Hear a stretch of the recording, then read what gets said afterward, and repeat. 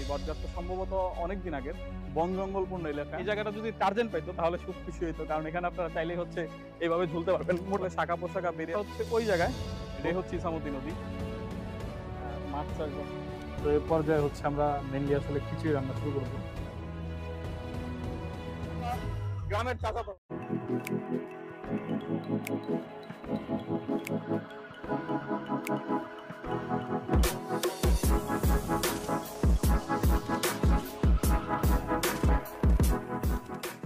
তো কেমন আছেন সবাই? আমি দি ট্রাভেলম্যান, আপনাদের সবাইকে স্বাগতম আপনাদের চ্যানেল দি ট্রাভেলম্যানে। তো আজকে হচ্ছে বেসিক্যালি অনেকদিন পরে একটা আউটডোর ক্যাম্পিং করতে আসছি। আর যদি জায়গাটার ব্যাপারে বলি তাহলে হচ্ছে আমি এক্স্যাক্টলি লোকেশন আসলে দেই না এটার বিশেষ কারণের জন্য, সেটা অন্য কোনো দিন আপনাদের বলবো। তো আজকে আছি হচ্ছে ঢাকা জেলার মধ্যে নবাবগঞ্জ উপজেলার একটা জায়গা।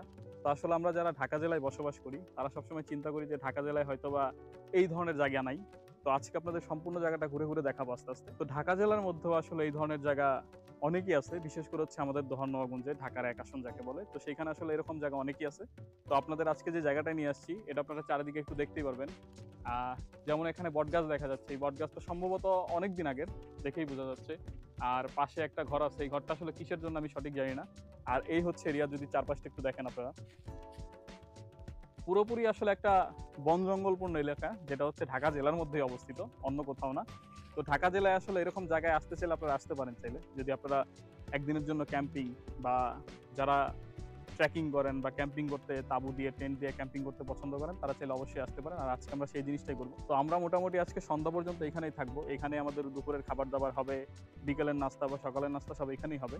আপনাদের প্রত্যেকটা জিনিস আপনাদের সাথে শেয়ার করব। যদি এরিয়াটার ব্যাপারে বলি তাহলে দেখতেই পাচ্ছেন কতটা মানে নিশ্চুপ একটা এলাকা, নির্জন একটা এলাকা। এখানে হয়তোবা মানুষ খুঁজে পাওয়াটাও খুব কষ্টকর। তবে আমরা যে জায়গাটায় যাবো এই জায়গাটা আমরা অনেক আগে থেকেই চিনি। তো এই জায়গাটার মধ্যে হচ্ছে নবাবগঞ্জের মোটামুটি একটা ভাইরাল জায়গা, সবাই মোটামুটি চিনি। আপনারা দেখলে হয়তো বা যারা আছেন অনেকে চিনতেও পারেন। তারপর আমি পরবর্তীতে আপনাদেরকে পুরো ডিটেলসটা বলবো কিভাবে আসতে পারেন আপনারা। তো এই হচ্ছে আসলে রাস্তা। আর দেখতেই পাচ্ছেন দুনো পাশে হচ্ছে ঘন গাছপালা, মানে বিশেষ করে জঙ্গলের মতনই মনে হয় আসলে, যদিও বন জঙ্গল এলাকা না, বাট জঙ্গলের মতনই মনে হয়। তো এই রাস্তা দিয়ে যাচ্ছি আসলে। তো চলেন একটু সামনে গিয়ে আপনাদের দেখাই। তো এখানে দেখতে পাচ্ছেন আরেকটা বটগাছ আছে, এই রাস্তা দিয়ে আমরা আসছি আসলে। আর আমরা হচ্ছে এই সামনে গিয়ে বাম পাশ দিয়ে হচ্ছে ঢুকবো, তাহলে ওই জায়গাটা পাওয়া যায়। আর এটা হচ্ছে খুব সুপরিচিত, বাংলাদেশ যেহেতু নদীমাতৃক একটা দেশ, তো এই নদীমাতৃক দেশগুলোর মধ্যে অন্যতম যেমন নদী আছে পদ্মা, যমুনা, মেঘনা, তারপর ব্রহ্মপুত্র। যেমন আমাদের বুড়িগঙ্গা খুব পপুলার, যদিও সেটা ময়লার জন্য, কিন্তু একটা সময় তো বুড়িগঙ্গা খুব ভালো মানের একটা নদী ছিল। তো এটাও হচ্ছে বাংলাদেশের একটা পরিচিত নদী, যাকে নিয়ে অনেকগুলো কবিতা আছে। তো এই নদীটার নাম হচ্ছে ইসামতি নদী। এই পাশ দিয়ে হচ্ছে ইসামতি নদী, আপনারা ছেলে দেখতে পারেন। আর ওই পাশে যেটা আছে সেটা হচ্ছে একটা শ্মশান সম্ভবত, মানে হিন্দু ধর্মীয় যারা আছে তাদের জন্য। তো আমার যতটুকু মনে হয় সেটা হচ্ছে এই জায়গাটা যদি টার্জেন্ট পাইতো তাহলে খুব খুশি হইতো, কারণ এখানে আপনারা চাইলেই হচ্ছে এইভাবে ঝুলতে পারবেন। মোটামুটি অনেকটাই শক্ত, বোঝাই যায়। তো যাই হোক, এখানে চাইলে ঝুলতেও পারবেন আপনারা। তো এই হচ্ছে অবস্থা, এটাই হচ্ছে ইসামতি নদী। যদিও ইসামতি নদী বর্তমানে অনেকটা মৃত প্রায় বর্তমানে।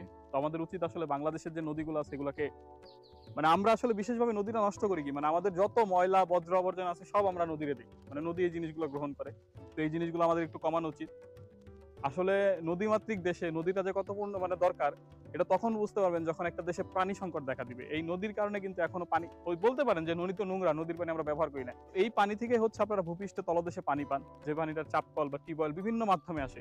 আপনার যদি নদী শুকায় যায় তাহলে হচ্ছে কি আমরা ভূপৃষ্ঠ থেকেও ঠিক সেই লেভেলে পানি পাবো না, পানির লেভেলটা নিচে চলে যাবে। তো আমাদের আসলে উচিত হচ্ছে এই ধরনের নদীগুলোকে বাঁচানো। মানে আমরা তো আর বাঁচানোর কেউ না, তবে সর্বোচ্চ চেষ্টা করা যাতে আমরা দূষিত না করি বা নদীকে নষ্ট না করে যায়। তো আমাদের সবার উচিত আসলে নদীকে সেভ করা। আমরা যদি সেভ রিভার করি তাহলে আমরা একটা সেভ ওয়ার্ল্ডে থাকতে পারবো। তো সবার কাছে এটা হচ্ছে অনুরোধ আমার পক্ষ থেকে। অন্তত আমার যারা আছেন, মানে আপনারা যারা আছেন যারা দেখতেছেন, তারা অন্তত চেষ্টা করবে নদীকে বাঁচানোর জন্য। তো চলেন যাই আমরা এখন। তো আর নদী পার হলেই দেখা যাচ্ছে একটা দুইটা তিনটা চারটা ইটের ভাটা আছে এখানে, যেখানে হচ্ছে ইট তৈরি করা হয়। তো বিশেষ করে এই গাছগুলো খুব ভালো লাগলো, দেখতেই পাচ্ছেন খুব ছোট অবস্থায় আসলে শাখা পোশাকা বেরিয়ার কারণে মানে খুব সুন্দর লাগছে আসলে দেখতে, একটা ফুলের মতন এমন একটা ডিজাইন। তো এই হচ্ছে রাস্তা, যে রাস্তাতে আমরা যাবো এখন। তো একটু ভিতর আসার পরে হচ্ছে এই যে এরিয়া, এই পাশে হচ্ছে নদী, আর এই পাশে হচ্ছে একটা মানুষ নির্মিত পুকুর। তো দেখতেই পাচ্ছেন অসাধারণ ওয়েদার, আসলে আসলে বলার কিছু নাই। এই সব জায়গায় যখন আপনি আসবেন তখন আপনি কি করবেন, আপনার নিজেকে হারিয়ে ফেলবেন।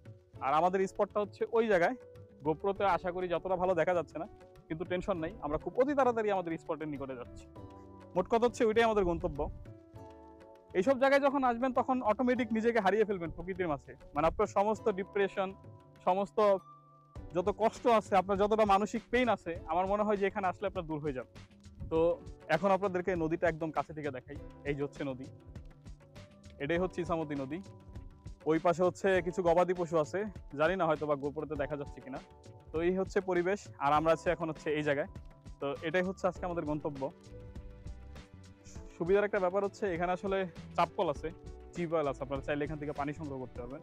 আর এই হচ্ছে আমাদের আজকের স্পট, এখানে আমরা আসলাম। তো ছোট্ট একটা সিনেম্যাটিক শটের মাধ্যমে আপনারা জায়গাটা একটু দেখে নিন।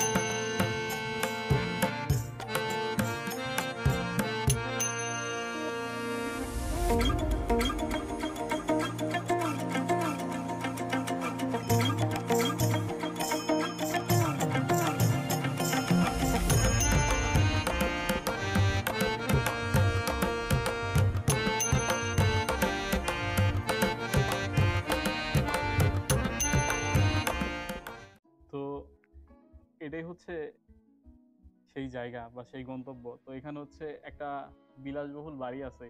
মানে মোট কথা হচ্ছে এটা একটা প্রজেক্ট যেখানে হচ্ছে মাছ চাষ হয়, বিভিন্ন ধরনের কার্যক্রম হয়। মোট কথা হচ্ছে এখানে মাছ চাষ বা বিভিন্ন কাজের জন্য ওনার এই জায়গাটা করা। তো সম্ভবত হচ্ছে খুব শৌখিন একজন লোকের এই জায়গাটা, তো যার কারণে উনি হচ্ছে এরকম একটা বাড়ি বানায় রাখছে। হয়তো এটা বাংলো বাড়ি, সে আসে হয়তো বা ফ্যামিলি নিয়ে এখানে টাইম স্পেন্ড করে বিভিন্ন সময়। তো যাই হোক, মানে এটা আমাদের জন্য, মানে আমরা অন্তত নবাবগঞ্জে যারা আছি তাদের জন্য খুব ভালো একটা জায়গা পিকনিক বা এই ধরনের ক্যাম্পিং করার। কারণ মূলত ব্যাপারটা হচ্ছে জায়গাটা অত্যন্ত নিরাপদ। আমি একটু চশমা পরে নেই কারণ বাহির হচ্ছে প্রচুর পরিমাণ রোদ, যার কারণে চোখটা ঠিক মতো রাখতে পারতেছি না।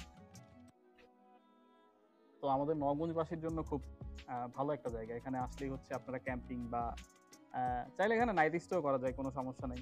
আপনার ফুল টু নিরাপদ, কোনো প্রবলেম নেই। তো এই হচ্ছে অবস্থা। এখানে আসলে হচ্ছে বিশাল একটা জায়গা, দেখতেই পাচ্ছেন এই বারান্দাটা হচ্ছে বিশাল। এখানে চাইলে হচ্ছে এরকম বসে রেস্ট নিতে পারবেন। তো আমরা হচ্ছে এখানে কিছুদিন আগে আসছিলাম, আপনাদেরকে কাহিনীটা টোটালি বলি। সেটা হচ্ছে প্রথমে হচ্ছে এই জায়গাটার ব্যাপারে আমি ছোটখাটো ইনফরমেশন নিয়ে হচ্ছে এই জায়গাটায় আসি, কিন্তু আমি আসলে এক্স্যাক্টলি মানে জায়গাটা খুঁজে পাইনি। কারণ আমাকে যে নামটা বলা হয়েছিল সেই নামটা আসলে ওই দিকে খুব সামনের একটা জায়গায়। তো সেখানে হাঁটতে হাঁটতে প্রায় এখান থেকে আরো মনে হয় মেবি 4-5 কিলোমিটার দূরে হবে। তো সেইখানে হচ্ছে মেনলি জায়গা, মানে যেটার নাম আমাকে বলছিল, বাট আমি আসতে চাইছিলাম এই জায়গায়, বাট এই জায়গাটার নামটা আমি ঠিক মতন জানতাম না। তো অবশেষে অনেক খুঁজা সেদিন পাইছিলাম। তো সেই দিন এখানে আস্তে আস্তে প্রায় দুপুর 2টা বেজে গেছিল। তো তখন হচ্ছে ক্ষুধা লেগে গেছিল, তার কারণে হচ্ছে হালকা পাতলা রান্না বান্না করে, মানে আমরা কিছুই রান্না করছিলাম, সেই ফুটেজও আমি আপনাদেরকে দেখাবো, সমস্যা নেই। তো এখন হচ্ছে আমরা দুপুরে খাবার মোটামুটি, এখনো যদিও দুপুর বলা যায় না, এখন বাজে হচ্ছে 3টা 27। তো তারপর হচ্ছে আমরা দুপুরের জন্য আজকের আয়োজন করছি হচ্ছে খিচুড়ি, সাথে থাকবে আলু ভর্তা আর হচ্ছে ডিম ভাজা। তো এটা আমরা হচ্ছে আজকে খাবো। তো আপাতত খিচুড়ির জন্য আমি পেঁয়াজ কাটতেছি। তো এখানে হচ্ছে আমাদের আলু সিদ্ধ হচ্ছে।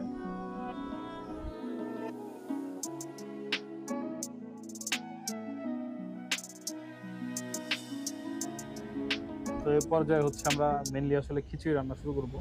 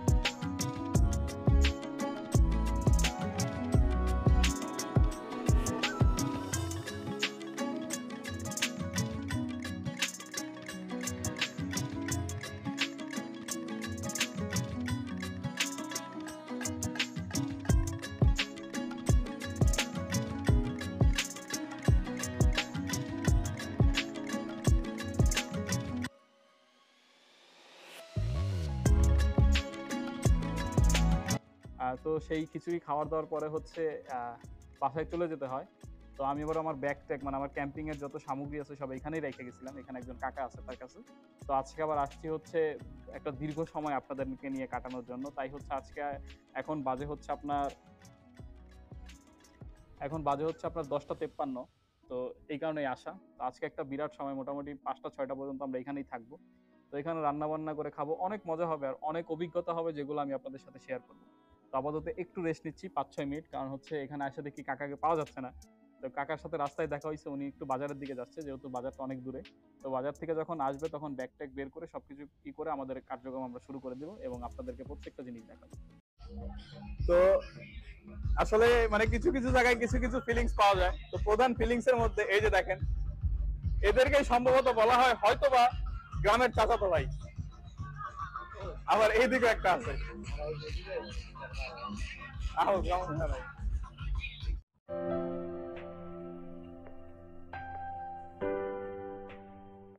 তখন হচ্ছে আপনার কাছে যা আছে সেটাতেই ভালো কিছু আপনার করতে হবে। তো আজকে আমরা সেটাই করতেছি।